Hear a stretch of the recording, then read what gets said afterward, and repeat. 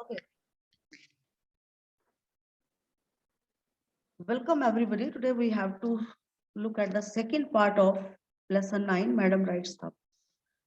So before that, before proceeding further, let us look at the recap of the previous lecture. So Madam Writes the Bus, very fine story, highlights the confidence level of a very small girl who was just 8 years old. And author of this chapter is Valikana. So look at the brief recap. First and foremost point before beginning the next is small girl wants to ride a bus. The reason behind that was she used to look at the bus before no playmate was there to play with. So that is why she used to pass her time. That was her favorite pass. She used to observe the bus every day and she used to look at the new faces every day. So look at the second point of the recap. That girl had decided and decided and decided, and ultimately she was adamant to ride the bus. She was a brainy girl. She was very intelligent and brainy girl. So that is why she considered her moral responsibility to collect the information before that time. So how? I think you are well aware about this particular fact. She had consulted people of her neighborhood. She had listened the conversations of the passengers and ultimately she was able to collect the details. Automatically, next we have to look at the third point that she was very curious to learn the things. So that is why she had planned the journey independent. And ultimately she was very, very successful. And now just look at the second part of uh, this lecture. Part that is fresh, we have to start. So before proceeding further, I consider it my moral responsibility to discuss these four questions, that is oral comprehension check. What was Valley's favorite pastime?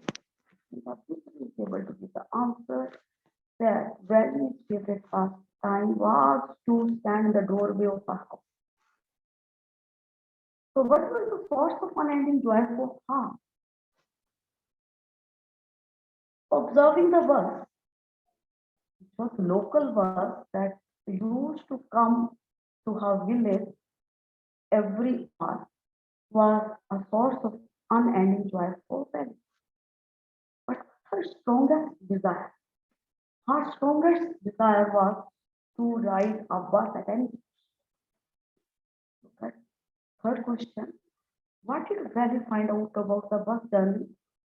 That taken every detail and was able to learn that 30 paise was the fare, one-way fare for, and if she wants to look at up and down of that particular journey, she will have to pull at 60 paise, 30 plus, and she had just looked at the time 45 minutes for it.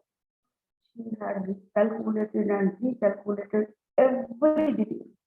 And moreover, she was very intelligent to think the time for that journey. And she was 100% sure that her mother used to sleep the afternoon. And she had planned that particular time schedule for her. How did she find out these details? Very fine question. She had found out these details already discussed by listening the passengers and consulting the neighborhood. What do you think Valley was planning to do? I think Valley was planning to ride the bus and she had fixed a brief schedule. I think you are very clear about these four questions. Let us proceed further enthusiastically, dear students. Now, second part, well, one fine spring day, the afternoon was just on the point of leaving the, the village and turning into the main highway. when a small voice was heard shouting, "Stop the bus, stop the bus," and a tiny hand was raised commanding. Here's of this paragraph. Okay, one fine spring day means very fine weather was there. Spring season is considered as a very fine season, and it is in February basically, end of the February or beginning of March, and that was the time was afternoon, and bus was just to move, and that small girl had raised her hand very actively, and she had spoken very loudly, "Stop the bus, stop the bus." And a tiny hand was raised commanding. So here students commandingly, I think it's a very fine word, and this is very easy word. She was commanding at that particular moment. Commanding is just giving a very fine command to look at her basic demand or basic, I think, wish. She wants to ride the bus. The bus was about to leave, so that is why she had raised her child commandingly, because she wants that the bus must stop and she must be able to board that particular bus. I think there is no doubt in this particular paragraph. Why sign of exclamation? Stop the bus, stop the bus. I think you should be very clear about this particular interjection. This interjection highlights that sudden feelings are arisen, any form, in any form. So we have to look at this particular interjection. Second paragraph, the bus slowed down to a crawl, and the conductor, sticking his head out the door, said, "Hurry then, tell whoever it is to come quickly." So her command was followed honestly, so that is why the bus was slowed down, and that was in a very, I think, less speed. Crawling, you are able to look at the thing, was very, very less, least speed. And the conductor had stuck his head out the door and said, "Be quick, tell whosoever it is to come quickly." The conductor had commanded that person who had given the command must board the bus as quickly as possible. I think very clear up to this particular point. "It's me," shouted Valley, the one who has to get on. Look at the beauty of this sentence. Valley shouted that it was her. I am the one who has to get. She had told that she wants to ride the bus. By now, the bus had come to a stop, and the conductor said, "Oh, really? You don't say so." Look at actions and reactions of conductor. So he had commanded that be quick, and he was surprised to look at very small village girl who wanted to ride all alone. Want to ride all alone. No, nobody was with her. So that is why the conductor was very surprised to look at. Just look at the words that are there in the inverted commas. Oh, really? You don't say so. I think these words are highlighting the very fine character trait of the conductor. Conductor was of amiable temperament. "Yes, I simply have to go to town," said Valley, still standing outside the bus. "And here's my money." She showed him some coin. So she had answered in affirmative, and she had declared that she wanted to board the bus, and still she was standing outside because that was her first experience. Moreover, she was very small. So that is why she was still outside the bus and talking to the conductor, she was not able to just get on the bus. And here is my money. She was very honest because she was very small, so that is why she was showing the money. That is the amount of fare, FARE. She showed him some coins. Already told you people that 30 plus 30, she was with 60 paisa. So because she wants to take the enjoyment of that ride by moving up and down. It's very clear. Okay, okay. But first you must get on the bus, said the conductor, and he stretched out the hand to help her up. Now, conductor was able to recognize the fact that she was a very confident girl, no doubt. She was very small, but she was full of confidence. And she was able to listen her conversation, the previous paragraph, and just she wanted to highlight that particular point in a very sincere way. She just requested. You can speak requested, you can say order, but whatever you want to say, that girl was very small. She had just advised that girl to just board that bus, and he stretched out a hand to help. He was a very jolly sort of fellow who wanted to help that girl from the core of his heart. So that is why he had stretched out a hand to help. Stretched out, you are able to understand that she had just moved her hand out of the bus so that she could be able to board the bus easily. Look at the action and reaction of that particular small girl. The care for mine, she said, I can get on by myself. You don't have to help me. The level of that small girl, she said, don't mind. Just commanded in a very confident way that conductor need not stretch his hand to help her. And she had declared confidently that she could get on the bus by her own. She had also confidently declared that she was not in the requirement of any help from the side of conductor. So what does it show? The student shows that that girl, no doubt she was very small, but she was full of confidence. This brainy girl, she was intelligent. She was full of confidence and willpower. So that is why she had declared this particular point openly that she was capable enough to board the bus by her own. Very clear.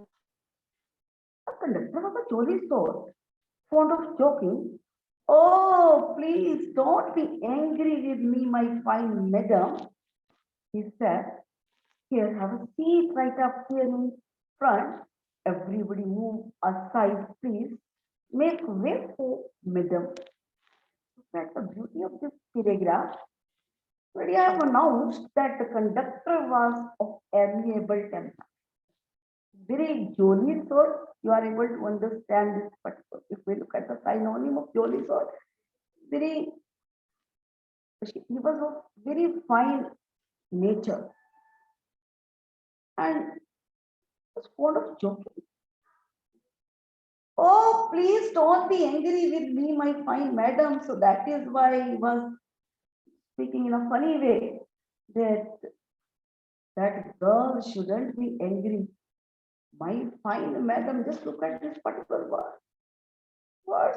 He was joking at that particular moment. Small girl can never be called madam, but he was just making fun in order to entertain that particular girl because indirectly he was surprised to look at the effort of that girl. She was very small and still she was all alone and she was ever ready for that particular journey. Nobody was with her.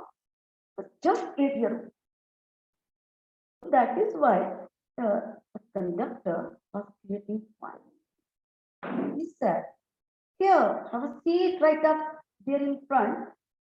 Just instructed that particular girl to take her seat. Everybody move aside, please. Make way for madam. Now just look at the next sentence which highlights the jolly nature of that conductor. Just spoken very fine sentence in order to create fun that everybody must be away so that madam would be able to take her seat comfortably. I think very clear, there is no doubt in that, you are very clear up to this particular point. Now just look at the next paragraph. It was a slack time of day and there were only 6 or 7 passengers on the bus. Look at slack time. That time, this time when there is not much work here, not much work there. The I think crowd was very less. The least number of people were there in the bus. Already you were able to understand slack time. I think very clear. And there were only 6 or 7 passengers on the bus. Only 6 and 7 passengers because it was afternoon time, and so that is why very few passengers were there. They were all looking at the valley and laughing with the conductor. All the 6, 7 passengers who were there in that particular bus were looking at that small girl and they were laughing with the conductor. He was overcome with shyness. Overcome with shyness. Just look at the beauty of this sentence, beauty of these words. Sally was feeling very shy to listen the words of the passengers and conductor. Avoiding everyone's eyes, she walked quickly to an empty seat and sat down. She was feeling shy. So that is why she never wanted to look at anybody. She walked very quickly to an empty seat and she sat down. It's very clear, there's no doubt so far as this paragraph is concerned. Let us proceed further. Start now, madam, the conductor asked, smiling. Then he blew his whistle twice and the bus moved forward with a roar. Just look at the third sentence, which is highlighting the entertaining or funny nature of that particular conductor. Amiable temperament of that conductor. May we start now, madam? Look at the question that asked of that small girl.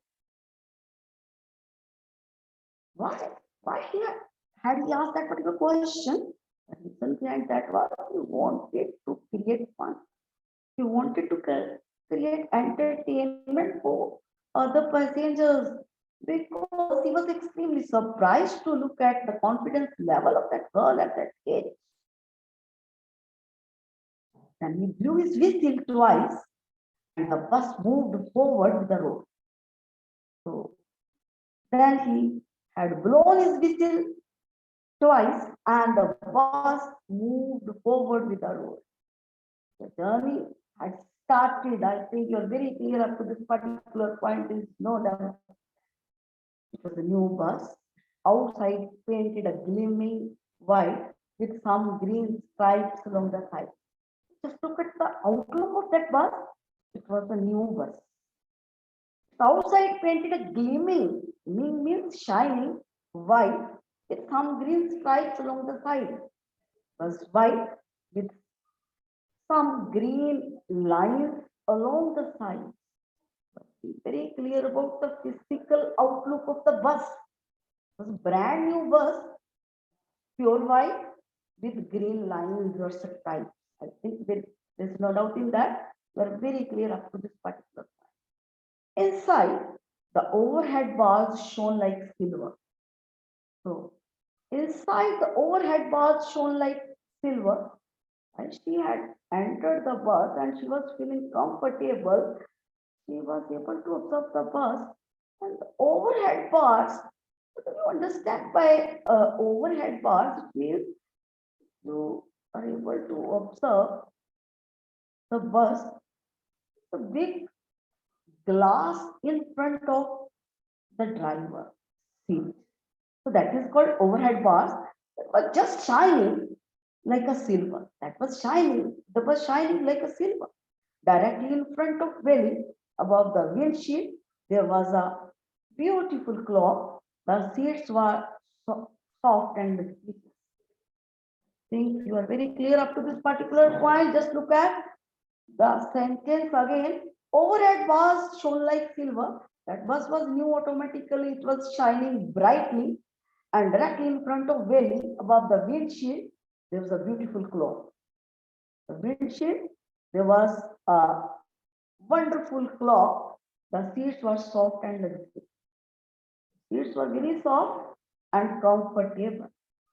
Just highlighting this particular paragraph again, it is a little bit tough. Physical outlook of bus. Number one, new bus. We look at the color of the bus, white with green lines or stripes along the sides. Overhead bars were shining like a silver and directly in front of valley above the windshield. So there was a beautiful glow. The front part of that bus, there was a wonderful glow, and the seats were very soft and comfortable. No doubt in that. Just look at the next. Well, it devoured everything with her eyes, but when she started to look outside, she found her view cut off by a canvas blind that covered the lower part of her window. So she stood up on the seat and peered over the blind. Just look at. Well, it devoured everything with her eyes. Well, he was able to observe each and everything keenly with her eyes, because she was very crazy for that particular journey, because she wanted that journey from the core of her heart, and that was her first journey. So that is why, while she was moving, while the traveling was done, she was able to observe each and everything very curiously. If we look at this word, they were to observe anything very keenly and interestingly. But when she started to look outside, she found her view cut off by a canvas. So she was crazy to look outside, I have already told. But while she was trying her best to look out, just look at what had happened. Her view was cut off by a canvas blind. Canvas is a coarse cloth, rough cloth. Rough cloth means, I think you must have seen the sacks, which are used to fill rice or wheat and whatever the thing. So canvas is a very coarse fabric. So canvas blind that covered the lower part of her window. Where she was sitting, the lower part, lower part of the window of her seat was just covered with the canvas fabric.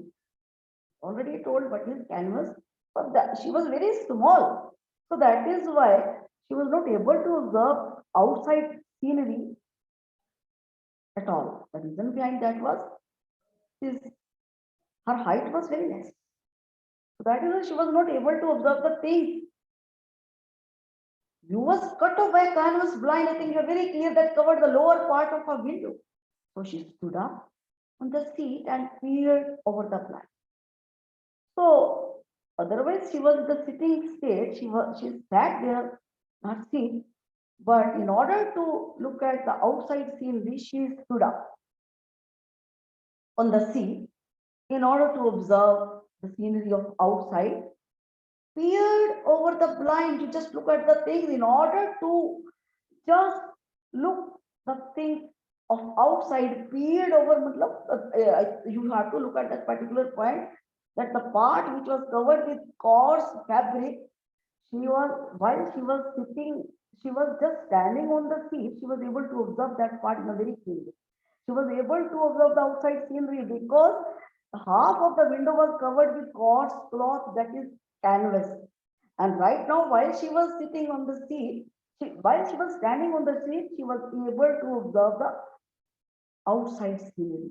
I think very clear. Just look at her effort of getting delight out of that particular journey. Now look at the next paragraph. The bus was now going along the bank of the road was very narrow. On one side, there was the canal, and beyond it, palm trees, grassland, distant mountains, and the blue sky. On the other side was the deep ditch, and then acres and acres of green fields, green as far as the eye could see. Just look at the outside scenery of the way where he was moving. Yes, she was moving, that girl was moving. Just look at the outside scenery. The bus was now going along the bank of, well, I think you are able to look at a river. The bus was moving along the bank of the river. And the road was very narrow. And the road was really very narrow. Tight, narrow. I think you are able to understand this particular word. On one side, there was a canal. One side, there was a river. And beyond it, palm trees, grassland, distant mountains, and blue sky. Natural beauty was there. The form of palm trees, grassland, distant mountains,